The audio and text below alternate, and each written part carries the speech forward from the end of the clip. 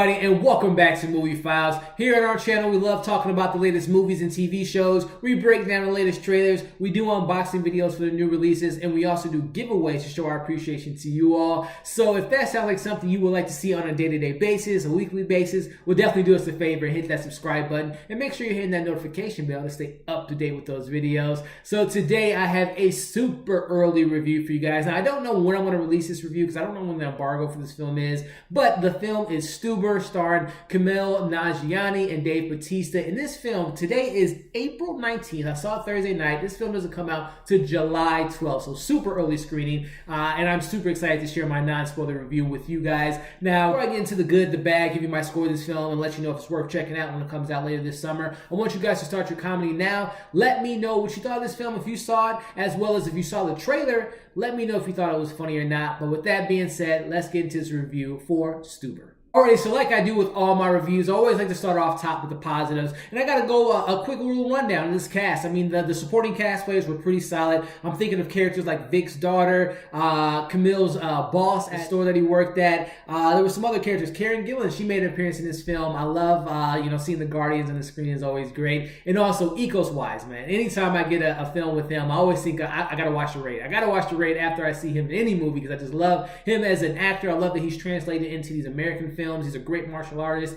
and he doesn't have a ton to do in this movie, but it's still cool to see him kick ass and just being, look like he's having a good time. So those are some really good supporting cast members, and I have to talk about the two leads. Kumail and Bautista are so great in this film. The chemistry is off the charts. Now, let me break down their individual performances. Kumail is one of my favorite actors in Hollywood right now. His comedy chops are just so flawless. He can say the simplest lines and it just comes out funny. I love his delivery. He's just great in this film. He's kind of the average man as this Uber driver, and he gets thrown into this mix with Bautista, and I just love his character. And literally, he is the funniest part of this entire film. And nothing against Bautista and anyone else, but just Kumail is just so funny in this movie. Other lead is Bautista, who I've really been paying attention to when he's translated into these Hollywood films. As we all know, he's a wrestler. Started off as a wrestler in WWE, and now he's kind of transitioning into film. He just recently retired officially. Wrestlers always say they retire, but I believe him this time. He retired from the most recent WrestleMania after his match with Triple H, but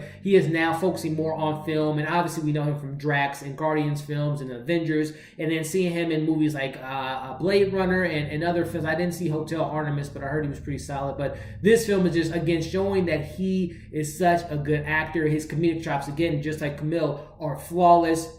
His quick wittiness, obviously he's kind of the macho man in this film. He's obviously the big brooding guy in this movie, but he also has a little bit of layers to him, and he goes through a nice little character arc, and I really enjoy Bautista's performance in this movie. Now, interesting fact about this film, I have not seen a trailer for it after I saw the movie, because I always like doing that. I've been doing this recently where I saw, what was the last film I did this with? Missing Link. I didn't see a trailer for it, but I was very pleasantly surprised going into it and walking out to see what I got. And very similar with this film, I did not see any marketing. Obviously, it doesn't come out until 3 months, but I haven't seen any trailers for it, and I thought that helped me because after seeing the trailer, after I saw the film, the trailers really don't do this movie justice. Again, it's so hard to me at least, it's hard to cut two movies. Number one, it's hard to cut a good trailer for a horror film, and number two, it's hard to even cut a trailer for comedy because you don't know what jokes to put in the trailers. You don't want to give too much away because that's the big complaint about comedies, right? You see the trailer and you go to the film and all the big gags were in the trailer, and it kind of doesn't really hit well in the film. But this is complete opposite for me, where I saw the trailer, not that the trailer was bad, but